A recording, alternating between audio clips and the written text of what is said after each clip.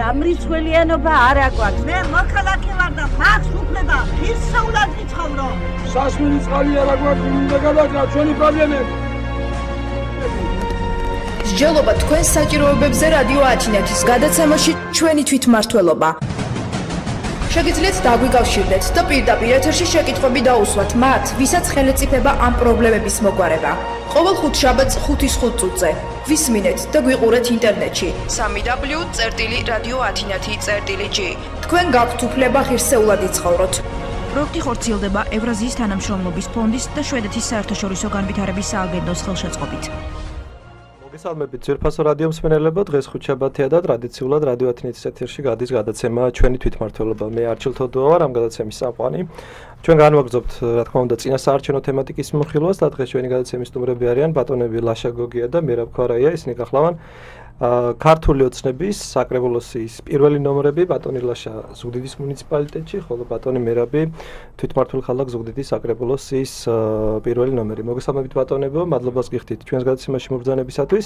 მე ჩვენს რადიო მსმენელს შევახსენებ რადიო ათინათის ტელეფონის ნომრებს, ეს არის 22 105 და 9, 25 105 და 9 და თქვენ შეგიძლიათ გადაცემის მსვლელობისას დაარეკოთ პირდაპირ ეთერში და თქვენთვის სასურველი კითხვა დაუსვათ ჩვენს სტუმრებს.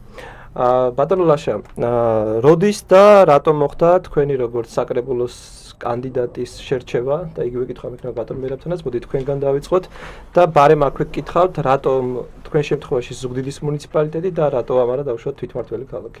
მოგესალმებით. რატომ გადაწყდა ეს გადაწყვეტილება?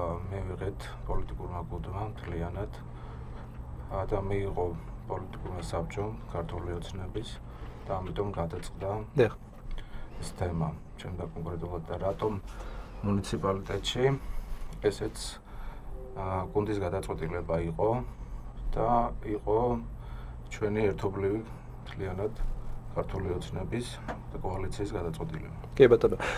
ბატონო მერაბ, თქვენს მოგმართავთ იგივე კითხვით. თქვენ რამდენიმე თითქმის ერთ წლის მანძილზე იყავით გამგებლის მოადგილის მოვალეობის შემსრულებელი. ეხლა აღმასრულებელი ხელისუფლებიდან თქვენ გაქვთ ცდილობა რომ გახდეთ წარმომადგენლობითი ორგანოს წევრი. რატომ მიიღეთ ეს გადაწყვეტილება? ანუ რატომ შეიცვალეთ სამუშაო პროფილი ერთგვარად ესე ვთქვით?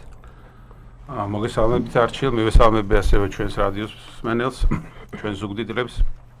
და უსურვებ პირველის ყოვლისა ჩემს ქალაქს და მთლიანად მუნიციპალიტეტს, რომ ეს არჩევნები ჩატარდეს თავისუფალ, მშვიდ, დემოკრატიულ გარემოში, სადაც ყოველ ჩვენგანს მიეცემა არჩევანის შესაძლებლობა და მერწმუნეთ, რომ ნამდვილად ხელისუფლება შეძლებს და ყველა პოლიტიკური სუბიექტი ერთად შეძლებს იმას, რომ არჩევნებმა ძალიან მშვიდ გარემოში ჩაიაროს და ჩვენ გავაკეთოთ ის არჩევანი, რომელიც ჩვენს ახლოს არის ჩვენს პოლიტიკურ გემოვნებასთან.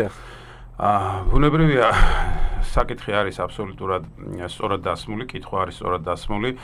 ჩვენ ძალიან სკრუპულოზურად, ესე ვთქვათ, მსჯელობდით თუ ვინ შეიძლებოდა ყოფილიყო ჩვენი საკანდიდატო, ჩვენი კანდიდატები პარტიული სიით თუ მაჟორიტარულ ოლქებში.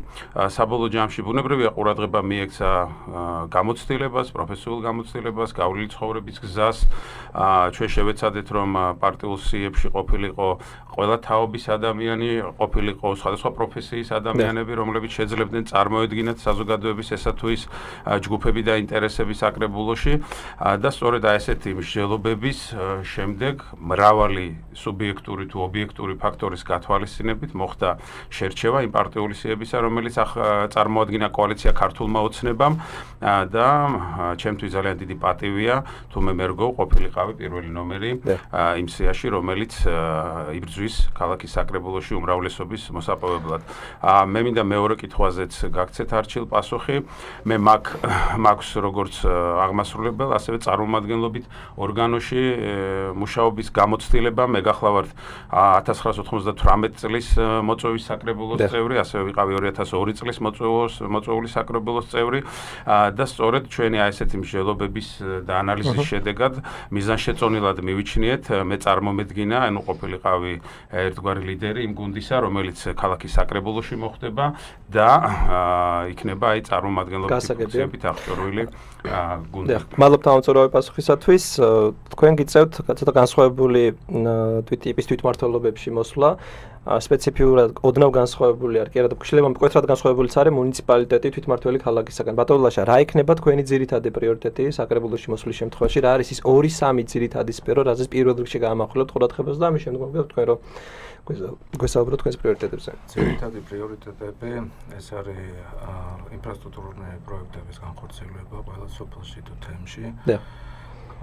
პროექტებიდან შემდგომ არის ეს არის სოციალური ფონი, რომელიც არის შექმნილი და მესამე ინფრასტრუქტურული პროექტებიდან გამომდინარე და პროგრამატებული სოფლის მეურნეობის განვითარების კუთხით არის დასაქმების ინვესტიციების მოძიება და ინვესტორების მოძიება და დასაქმების მხრივ გამოჩვენება სიტუაციის. კი ბატონო, ამასინათ ბიზნეს ფორუმით ჩატარდა ანაკელეში და იმედია ეს ბიზნეს ფორუმით ვინც არ უნდა მოვიდეს თვითმმართველობაში იქნება ძალიან დიდი ინვესტიციების მომტანი ჩვენი თვითმმართველი ქალაქისა თუ მუნიციპალიტეტისათვის. ბატონო მერაბ, რა არის თქვენი ძირითადი პრიორიტეტი და რის განხორციელებას აპირებთ საკრებულოში არჩევის შემთხვევაში? უპირველეს ყოვლისა მინდა აღვნიშნო, რომ რეფორმა, რომელიც ტარდება საქართველოში, არის თავისი მასშტაბითა და არსობრივად მართლაც უპრეცედენტო. ეს რეფორმა არჩილ კარგად მოგეხსენება, თქვენ ჩართული ხართ თვითონ ამ რეფორმის პროცესში და ჩვენი საზოგადოებას მეტნაკლებად გათვითცნობიერებული არის ამ პროცესებში. ეს არის მაქსიმალური დონის თვითმმართველობა. შესაბამისად, ჩვენი კურსი, ესე ვთქვათ, და დამოკიდებულება არჩევნების შემდგომ იქნება ის, რომ მაქსიმალურად მეტი ადამიანი იყოს ჩართული ადგილობრივი თვითმმართველობის საქმიანობაში. ჩვენ გავაკეთებთ ყველაფერს იმისათვის, რომ ძირითადი პრობლემა, რომელიც დღეს ჩვენს მუნიციპალიტეტს და ზოგადად საზოგადოებას აწუხებს, ეს გახლავთ უმუშევრობის დაუსაქმებლობის პრობლემა. ჩვენ ყველა ძალისხმევას მიმართავთ, რომ რაც შეიძლება მეტი სამუშაო ადგილი შეიქმნას ჩვენს ქალაქში. ბუნებრივია მოგეხსენებათ, რომ ადგილობრივი ხელისუფლება ვერ გამოვა რაღაც ბიზნესმენის რანგში ამ შემთხვევაში, მაგრამ ჩვენ გავაკეთებთ ყველაფერს იმისათვის, რომ კლიმატი, რომელიც შეიქმნება ჩვენს თვითმმართველ ქალაქში და ჩვენი მუნიციპალიტეტის ტერიტორიაზე, იყოს იმდენად ჯანსაღი, იმდენად კარგი და მიმზიდველი ინვესტორებისთვის, რომ მოვიწვიოთ ეს ინვესტორები და მივცეთ მას შესაძლებლობა, რაც შეიძლება მეტი ინიციატივები, რათა მეტი სამუშაო ადგილი შეიქმნას ჩვენს თვითმმართველ ქალაქში. კი ბატონო, ძალიან კარგია რა თქმა უნდა მსგავსი პრიორიტეტების დასახვა, თუმცა ამ ყველაფრის განხორციელება დამოკიდებული იქნება არა მარტო თქვენზე, არამედ თქვენს გუნდზეც და საჭირო არის, რომ უშუალოდ თქვენი სუბიექტური შეხედულებები გარკვეულად თქვენი ხელმძღვანელობითაც განხორციელდეს და ხომ არ ნიშნავს გამომდინარე აქედან გეკითხებით ის, რომ თქვენ ხართ საკრებულოს პირველი ნომრები, რომ თქვენ სავარაუდოდ მოიაზრებით გამარჯვების შემთხვევაში საკრებულოს თავმჯდომარეებად. ბატონო ლაშა, თუ შეიძლება თქვენ და კიდევ ერთხელ ვიტყვი, ეს ისევ და ისევ პოლიტიკური მთლიანად გუნდის გადასაწყვეტია, პოლიციის გადასაწყვეტია, კოალიციის გადასაწყვეტია და ამაზე გამარჯვების შემდეგ იქნება მსჯელობა და ანუ ამაზე ჯერ გადაწყვეტილება არ არის მიღებული. ხომ არ არის განსხვავებული სიტუაცია თვითმმართველ ქალაქში? მე დავეთანხმები ლაშას, მე ვფიქრობ, მაინც უმჯობესია არ გავასწოროთ არჩილ მოვლენებს. ფაქტი ის გახლავთ, რომ იყოს ის სათავეში, ეს არის ძალიან დიდი პასუხისმგებლობა და ვალდებულება ბუნებრივია შენი საზოგადოებისა და იმ პოლიტიკური გუნდის წინაშე, რომელსაც ჩვენ წარმოვადგენთ. მას შემდეგ რაც დასრულდება არჩევნები და არჩევნების შედეგები იქნება ცნობილი, ბუნებრივია პოლიტიკური საბჭო იმსჯელებს ამ საკითხზე და მერწმუნეთ, რომ არჩევანი, რომელიც გაკეთდება როგორც ქალაქის, ასევე რაიონის საკრებულოში, იქნება ჩვენი საზოგადოებისთვის და იმ ადამიანებისთვის, ვინც იმედით შემოყურებს დღეს მისაღები და მოსაწვევი. კი ბატონო, გასაგებია, თუმცა ჩვენ სანამ მივალთ უშუალოდ იმ მომენტამდე, როდესაც თქვენ მოგიწევთ ამ საკითხზე მსჯელობა, ჩვენ გასავლელი გვაქვს ძალიან ჯერ კიდევ შეიძლება ითქვას ხანგრძლივი წინასაარჩევნო პერიოდი, განსაკუთრებით ზუგდიდში ცოტა ისეთი გაცხარებული წინასაარჩევნო კამპანია და კონკურენცია მიმდინარეობს სხვადასხვა პოლიტიკურ სუბიექტებს შორის და ხშირ შემთხვევაში ბევრი მათგანი, მაგალითად გუშინ გამართეს ბრიფინგი ნაციონალური მოძრაობის წარმომადგენლებმა, კუკავა ჩიხრაძის საარჩევნო ბლოკის წარმომადგენლები, ისინი ბრალს ხდებენ პლაკატების ჩამოხევაში, ბილბორდების ჩამოხევაში და ამბობენ, რომ ამ კუთხით ცდილობს ქართული ოცნება ხელი შეუშალოს ამ სუბიექტების წინასაარჩევნო კამპანიას. რამდენად არის ეს ყველაფერი კავშირში თქვენს პოლიტიკურ პარტიასთან? ეს კავშირში საერთოდ არ არის. ეს მაგათი წყობით განმავლობაში ესეთ მეთოდებით მუშაობენ და ზუსტად ამ მეთოდებით უნდათ ახლა გავაგრძელონ წინა საარჩევნო გარემო. ჩვენი გუნდიდან და ჩვენი კოალიციიდან ესეთ ფაქტები არ დაფიქსირებულა და ჩვენ კატეგორიულად ვარცხილებთ ყველა აქტივის, რომ ესეთი ქმედებები არ ჩაიდინონ. გასაგებია. თქვენ რამე განსხვავებული მოსწრება ხომ არ გაქვთ? საბედნიეროდ ჩვენ უკან დავტოვეთ ის პერიოდი, როდესაც არჩევნები მიმდინარეობდა ძალოვანი უწყებების, პოლიციის სტრუქტურების და სხვადასხვა სპეცდანაყოფებისა თუ გარკვეული შეიარაღებული დაჯგუფებების კონტროლისა და ზეწოლის ქვეშ და ეს არც თუ ისე შორეულ წარსულში იყო. საბედნიეროდ სწორედ 2012 წლის 1 ოქტომბერს ქართული ოცნების ხელისუფლებაში მოსვლის შემდეგ აბსოლუტურად შეისვა დამოკიდებულება არჩევნების მიმართ და თქვენ გახსოვთ წინა საპრეზიდენტო არჩევნები თუ როგორ უპრეცედენტოში დემოკრატიულ გარემოში ჩატარდა ეს იყო ერთ-ერთი უმთავრესი მიღწევა ჩვენი ხელისუფლებისა მე პირადად ესე ვთვლი და მიმაჩნია ეს იყო ყველაზე კარგი არჩევნები რაც საქართველოს ჩატარებულა ჩვენი შეფასებითაც გეთანხმებით და ამას აღიარებენ ჩვენი უცხოელი დამკვირვებლები და მეგობრები და მერწმუნეთ რომ ხელისუფლება ყველაფერს გააკეთებს იმისათვის დააკეთებს და ეს ესეც იქნება რომ სწორედ იგივე შვიდ დემოკრატიულ თავისუფალ გარემოში ჩაიაროს არჩევნებმა ხშირ შემთხვევაში შესაძლოა ბუნებრივია ცალკეული შემთხვევები მე პირადად გეტყვით მომსწრე გავხდი იმისაც რომ ჩემ პლაკატებსაც ჩემი პლაკატები ჩამოხიეს ესე ვთქვათ გარკვეულ ადგილებში ესეთი ფაქტები შესაძლოა ნამდვილად ფიქსირდება მაგრამ მერწმუნეთ ერთ რამეში ქართული ოცნება არის ის პოლიტიკური ძალა რომელიც მსგავს არასოდეს იკადრებს და ხშირ შემთხვევაში ეს როგორღაც მგონია ერთგვარი ჭიქაში ქარიშხალი ესე ვთქვათ რომელიც მართულია იქითკენ რომ რაღაცნაირად აი საკუთარი დამარცხება თავშივე რაღაცა მიზეზი მსმენელი ყავს ეთერში თუ შეიძლება მოусმინოთ მას გამოგესალმებით თუ შეიძლება დასვით თქვენი შეკითხვა მოგესალმებით ბატონ მერაბისთან მაქვს შეკითხვა საზოგადოებაში ვრცელდება ინფორმაცია რომ ბატონ მერაბსა და ბატონ გიორგი თოდუას შორის არის რაღაც დაძაბული ურთიერთობა საკრებულოს თავმჯდომარის თანამდებობის დასაკავებლად და მაინტერესებს ბატონ მერაბისგან სიმართლე შესაძლებლობა თუ არა აღნიშნული ინფორმაცია. აჰა, გმადლობთ შეკითხვისთვის, ბატონო მერაბს შეიძლება გავცეთ მსმენელს. მე ვფიქრობ რომ კარგია როდესაც ესეთი დიდი ინტერესია, თუმცა ხშირ შემთხვევაში საზოგადოებაში რაღაც ისეთი დავარქვათ ჭორები დადება ხოლმე, რასაც რეალური საფუძვლები რეალურად არ აქვს. არანაირი მსგავსი რამ არ არის ბუნებრივია, ზოგადად დღეს გავმეორდები, რომ საკრებულოს თავმჯდომარეობაზე საუბარი, რაც თავისთავად უდიდესი პასუხისმგებლობის ესე ვთქვათ, პოსტი გახლავთ და ვალდებულებები დატვირთული პოსტი გახლავთ, ზედჯერობით ამ ეტაპზე ნაადრევია და ნაჩქარევია ამ თემებზე საუბარი, ეს ყველაფერი და რა სიტყვით უშუალოდ ამ მსმენელის კითხვაზე არის თორე რამე დაძაბულობა? რა თქმა უნდა არა. მე და გიორგი ისევე როგორც სხვა ჩემი მეგობრები, ჩვენ ერთი გუნდის, ესე ვთქვათ, პოლიტიკური გუნდის წევრები ვართ, ჩვენ თანამოაზრეები ვართ და ჩვენ ერთად ვიბრძვით უპირველეს ყოვლისა იმისათვის, რომ ქართული ოცნება უმრავლესობით მოვიდეს ხელისუფლებაში, ჩვენ ავიღოთ უკვე პოლიტიკური თუ სოციალურ-ეკონომიკურ პროცესებზე პასუხისმგებლობა და წარმართოთ ჩვენი ქალაქის ცხოვრება. მადლობთ, მე მგონი სრულყოფილი პასუხი იყო ჩვენი მსმენელისთვის. ქალაქში ასევე მსმენელის ცოტა აზრი რომ გავაგრძელოთ, განსხვავებული აზრი აქვს მოსახლეობას სუბიექტების ისე მსმენელია პირდაპირ ეთერში. მოგესალმებით, გთხოვთ დასვათ შეკითხვა. დიახ. დიახ. გისმენთ. შეკითხვა მომარევს საათის უკან შინაგან საქმეთა სამინისტრომ გაავრცელა ინფორმაცია, რომ ესე იგი ქადავოს კვლევაზე არის არის გახსნილი და რა აზრის არის ბატონი კანდიდატების თუ შეიძლება ამ კადრების მერე ამ ინფორმაცია რომ გახსნილია მკვლელობა. გმადლობთ ამ შეკითხვისთვის, ეს ცოტა არ იყოს ამცდარია ჩვენი თემისგან, მაგრამ რადგანაც მსმენელს აინტერესებს, გავცეთ პასუხი. მე მგონი საუბრობენ იმ ბრიფინგზე, რომელიც 12 საათზე გამართა შინაგან საქმეთა სამინისტრომ. ბატონ ლაშა, თუ შეიძლება თქვენით რომ დავიწყოთ და შემდგომ უკვე ბატონი მერაბი გაგცნობს პასუხს. მე გავაკეთებდი ეგეთ განცხადებას, რომ მთლიანად ნაციონალური მოძრაობა როგორც უნდა გასამართლდეს და უნდა მიეცეს როგორც პარტიას და როგორც რეჟიმს თავის სახელი და თავის სამართლიანი ფორმა და ის ადამიანები ვინც დანაშაულად ჩადიოდნენ ამ წლების განმავლობაში აუცილებლად უნდა დაისაჯონ და სამართლიანობა უნდა აღდგენილობთ.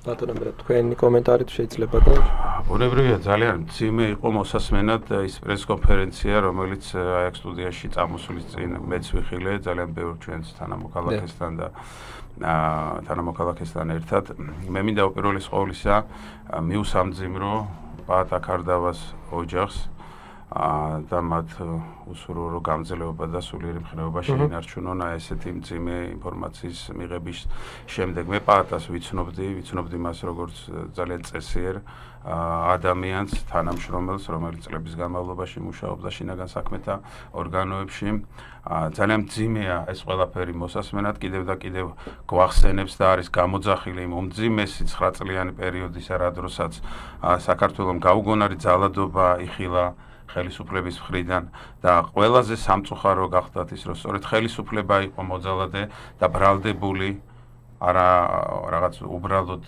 ძალადობის პრაქტიკებში არამედ სწორედ აი ესეთი გახმაურებული მკვლელობების ადამიანებზე ძალადობის ოჯახებზე ძალადობის ფაქტებზე ნუ მორიგი აი ესეთი ფაქტის მხილველები გავხდით ჩვენ დღეს გახსნილი საქმისა უკვე რა შეიძლება ვთქვათ, უნდა ვთქვათ ის, რომ უნდა გვახსოვდეს ეს წარსული და ყველაფერი უნდა ვიღონოთ იმისათვის და გვახსოვდეს იმისათვის, რომ არასოდეს საქართველოში აღარ განმეორდეს. გავსი რა მაგანო. კი ბატონო, გმადლობთ. ეხლა ჩვენ გავდივართ სულ რაღაც 2 წუთით სარეკლამო პაუზაზე, რეკლამის შემდეგ ისევ დაგებრუნდებით, მე მსმენელებს შევახსენებ ჩვენს ნომრებს 22 105 25 105 ჩვენ შეგიძლიათ დარეკოთ და დაუსვათ კითხვა ჩვენი დღევანდელი გადაცემის ნომრებს.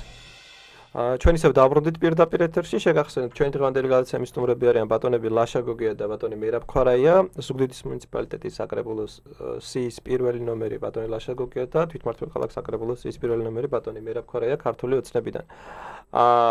ჩვენ ბოლოს საუბრობდით წინასაარჩევნო კამპანიას მიმოხილავთ, რა თქმა უნდა, და როგორ შეაფასებთ თქვენი პოლიტიკური სუბიექტების შანსებს მუნიციპალიტეტსა და თვითმმართველ ქალაქში? შესაძლებელია ოდნავ განსხვავებული სურათი მივიღოთ და არ დაემთხვეს ის შედეგები, საბოლოო შედეგები ერთმანეთს თვითმმართველ ქალაქსა და მუნიციპალიტეტში. როგორ შეაფასებთ ბატონო ლაშა თქვენი სუბიექტის შანსებს მუნიციპალიტეტში და ვის მიიჩნევთ ძირითად კონკურენტად? ვინ არის თქვენი მთავარი კონკურენტი ამ არჩევნებზე?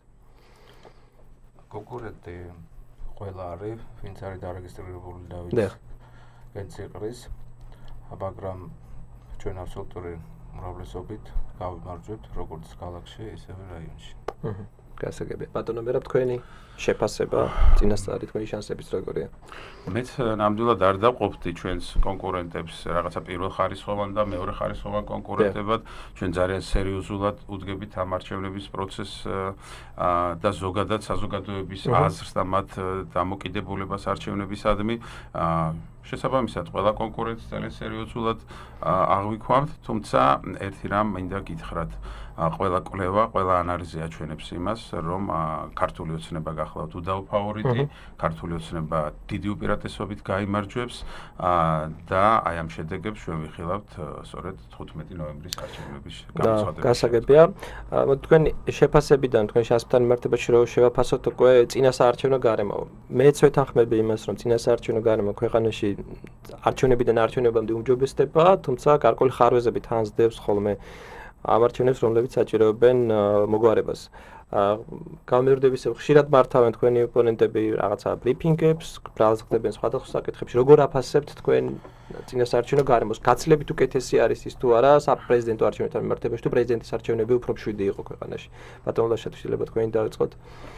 ჩვენ კიდევ ერთხელ ვიტყვით ჩვენ ამ მთავრობამ ახალი ქართული ოცნებამ როგორც წინა საპრეზიდენტო არჩევნები ჩაატარა ყველაზე დემოკრატიული არჩევნები საქართველოს ისტორიაში იგივეს ვაპირებთ წელსაც იგივე ფორმატით გვინდა ჩავატაროთ და წინასაარჩევნო გარემო არის მშვიდი საპრეზიდენტო არჩევნებთან შედარებით ეს ადგილობრივი არჩევნებია და მეტი დაძაბულობა ალბათ მაგრამ მივიყვანთ ბოლომდე და ჩავატარებთ ამ არჩევნებს, ისე როგორც საპრეზიდენტო არჩევნები ჩავატარებთ. გასაგებია, მადლობ. თან ამ არჩევნების დემოკრატიულობის ხარისხზეც არის ერთგვარად დამოკიდებული ასოცირების ხელშეკრულების ხელმოწერის საკითხიც, იმიტომ რომ ეს არის მორიგი გამოცდა საქართველოსთვის, რომელიც ჩვენ წარმატებით უნდა ჩავაბაროთ იმისთვის, რომ მივიღოთ ის ხელშეკრულება, რასაც საზოგადოება დიდი ხანია მოითხოვს ჩვენი მთავრობისა და დასავლეთისაგან. თქვენი შეფასება წინასაარჩევნო გარემოსდამებებში როგორია ბატონო მელეფე?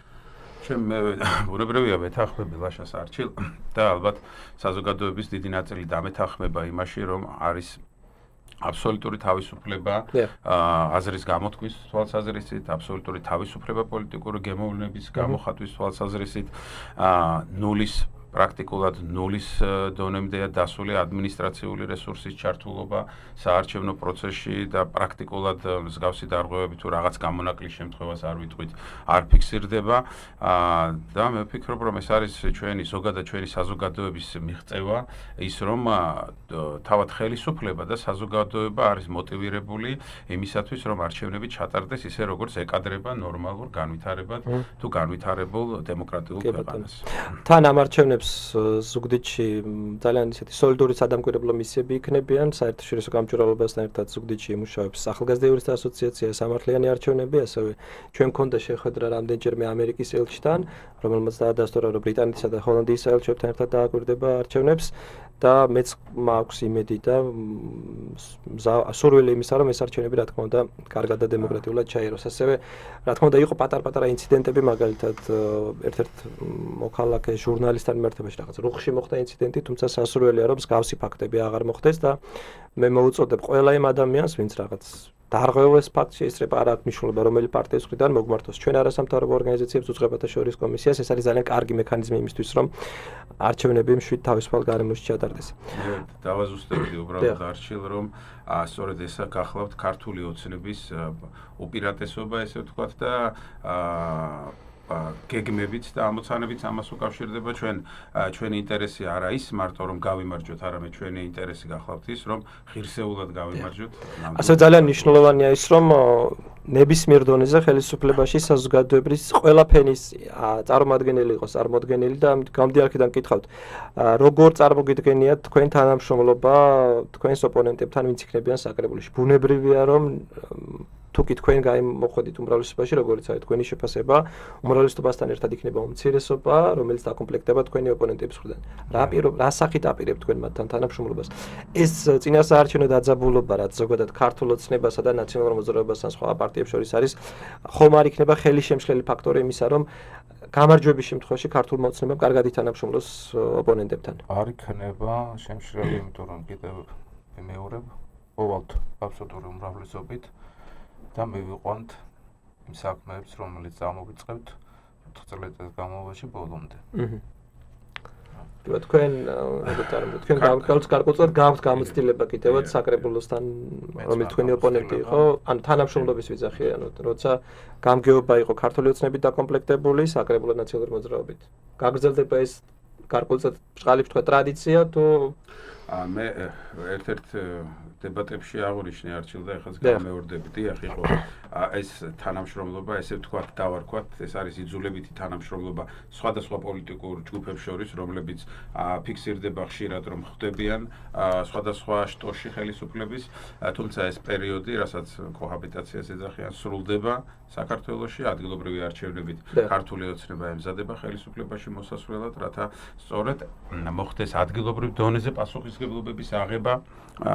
შესაბამისად წარმმართველი ძალა იქნება ქართული ოცნება, ბუნებრივია იქნება თანამშრომლობა ყველა იმ პოლიტიკურ ძალასთან, რომელიც იქნება წარმოდგენილი საკრებულოებში. ეს თანამშრომლობა აუცილებლად იქნება კონსტრუქციული, საქმიანი, პროფესიულ დონეზე დამყარებული თანამშრომლობა და სწორედ ბუნებრივია არანაირად არ მოხდება აღრევა ინტერესებისა და ჩვენ შევეცდებით, რომ ეს ბალანსი სწორედ ამ აღრევასა და კონსტრუქციულ თანამშრომლობას შორის სწორად იქნეს შერჩეული და ეს ყველაფერი უპირველეს ყოვლისა ემსახურებოდეს საზოგადოების გამთლიანებას და სწორედ ესეთი გამთლიანებული საზოგადოებით უნდა დავიწყოთ ჩვენი ქალაქის ახალი მომავლის შენება. კი ბატონო, ამ ბოლო კომპონენტში რა თქმა უნდა გეთანხმებით, იმიტომ რომ ძალიან ცუდია, როდესაც საზოგადოება მე არ ვიცი პოლიტიკურ სუბიექტებს და პარტიის წევრებს თვითონ საზოგადოება დააყოფილი არის ნაციონალური მოძრაობის მომხრეებად, ქართული ოცნების მომხრეებად.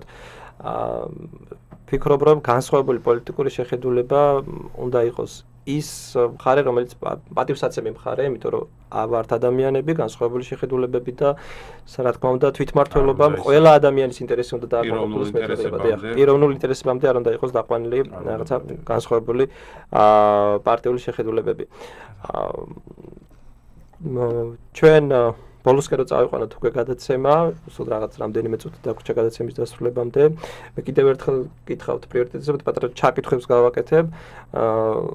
როგორც წინა ხელისუფლების პირობებში, ასევე ახალი ხელისუფლების პირობებში არაერთხელ ითქვა თქვენ დებატებშიაც მე მგონი განიხილეს ეს საკითხი, რომ ეს არის ძალიან ისეთი მნიშვნელოვანი საყურადღებო თემა პრემიებთან მიმართებაში. ახალი საკანონმდებლო რეგულაცია თქვენ გაძლევთ საშუალებას, რომ ეს საკითხი საკანონმდებლო დონეზე უშუალოდ საკრებულოებმა დაარეგულირონ. გაქვთ თუ არა რაღაცა წინასწარი მონახაზი იმისა, თუ როგორ შეიძლება დარეგულირდეს თქვენ საკრებულოებში თქვენი არჩევის შემთხვევაში თანამშრომელთა წახალისების და პრემიერების ერთგვარი ტრადიცია. ბატონო მე რჩილება. ბუნებრივია ძალიან ბევრი საუბარია პრემიებთან დაკავშირებით. ერთი რამ შეიძლება ითქვას, რომ ჩვენს მუნიციპალიტეტში ხდებოდა წელიწადში რამოდენიმეჯერ ესეთი დახმარებების გაცემა, თუმცა აქვე უნდა აღინიშნოს, რომ ეს იყო არაუმეტეს ხელფასის ოდენობისა. ყველა შემთხვევაში ფაქტი გახლავთ ის, რომ დებულება, რომელიც უნდა არეგულირებდეს ესეთი წახალისების გაცემის პროცედურას, თუ პრემიების გაცემის პროცედურას, დღემდე არ იყო შემუშავებული.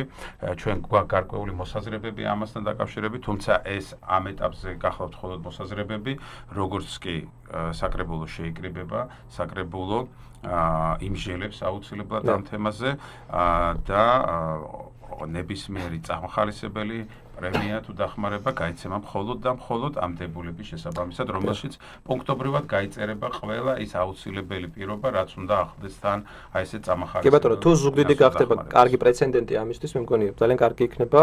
ჩვენ არასამთავრობო სექტორსაც შემუშავებული გვაქვს ამ დებულების პროექტი და თუ კი თქვენ მოხვედით უმრავლესობით და თქვენ იქნებით გადაწყვეტილების მიმღები, ამ შემთხვევაში ჩვენ შეგვიძლია ამ საკითხზე ძალიან ნაყოფიერად ვითანამშრომლოთ.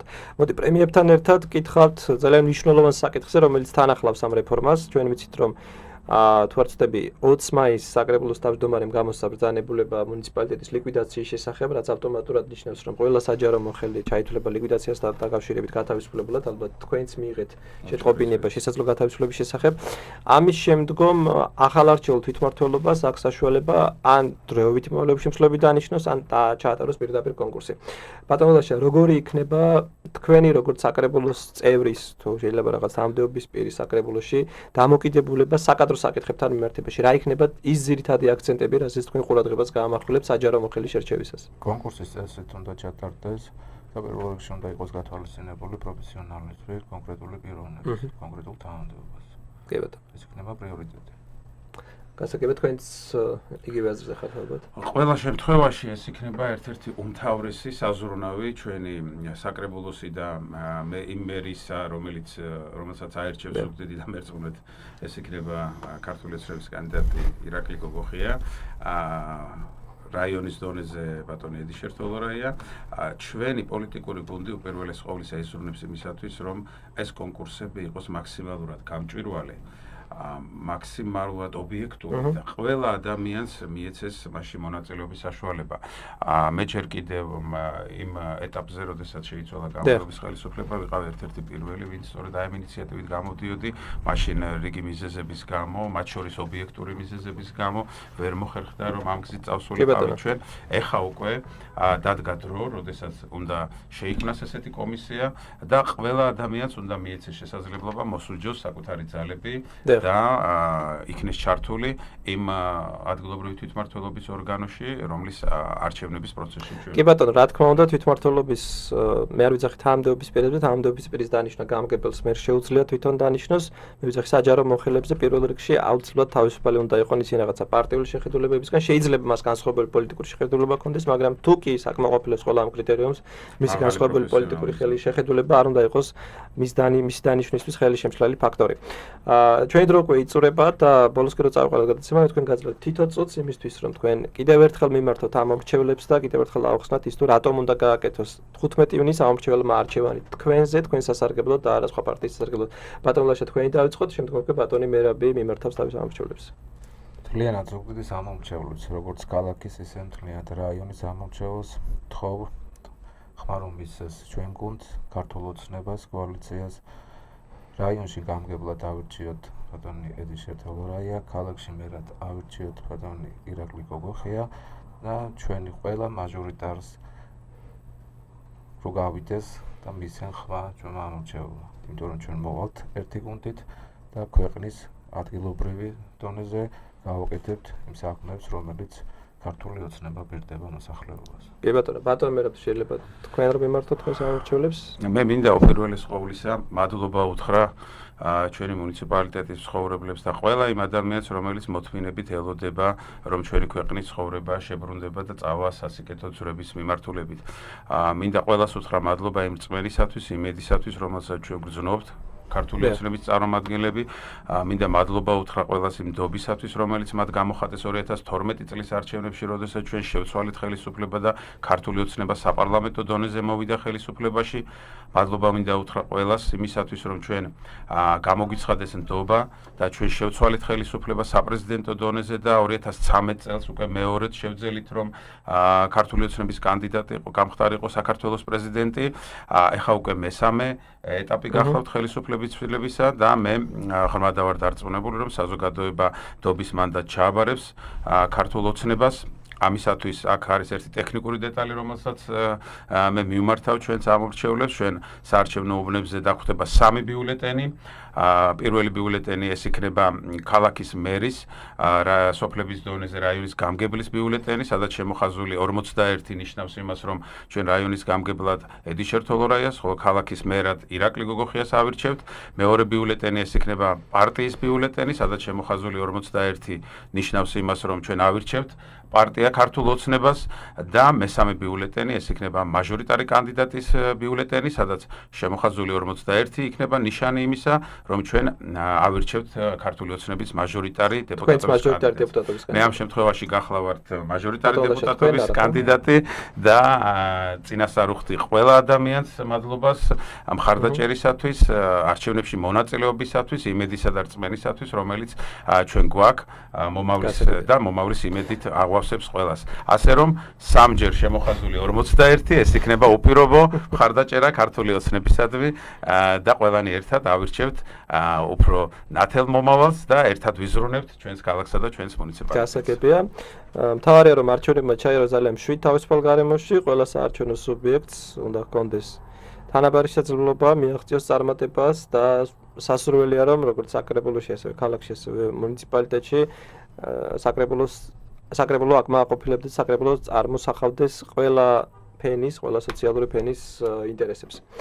მე დავამშვიდობები ჩვენს რადიო მსმენელებს, მადლობას გიხდით მობრძანებისათვის, ჩვენ ისევ დაბრუნდებით ხუთშაბათს და რა თქმა უნდა, ჩვენი მთავარი თემა უახლოეს დღეებში და პერიოდში, რა თქმა უნდა, ადგილობრივი თვითმმართველობის არჩევნები იქნება. მომავალ შეხვედრამდე. გამრიცხველიანობა არ აგვაქვს. მე მოქალაქე ვარ და მაქვს უფლება ღირსეულად ვიცხოვრო. სასმელი წყალი არ აგვაქვს, უნდა გადაგა ჩვენი პრობლემები. მსჯელობა თქვენს საჭიროებებზე რადიო ათინათის გადაცემაში ჩვენი თვითმმართველობა. შეგიძლიათ დაგვიკავშირდეთ და პირდაპირ ეთერში შეკითხვები დაუსვათ მათ, ვისაც ხელეწიფება ამ პრობლემების მოგვარება. ყოველ ხუთშაბათს 5:05 წუთზე. გვისმინეთ და გვიყურეთ ინტერნეტში 3w.radioathinathi.g. თქვენ გაქვთ უფლება ღირსეულად იცხოვროთ. პროექტი ხორციელდება ევრაზიის თანამშრომლობის ფონდის და შვედეთის საერთაშორისო განვითარების სააგენტოს ხელშეწყობით.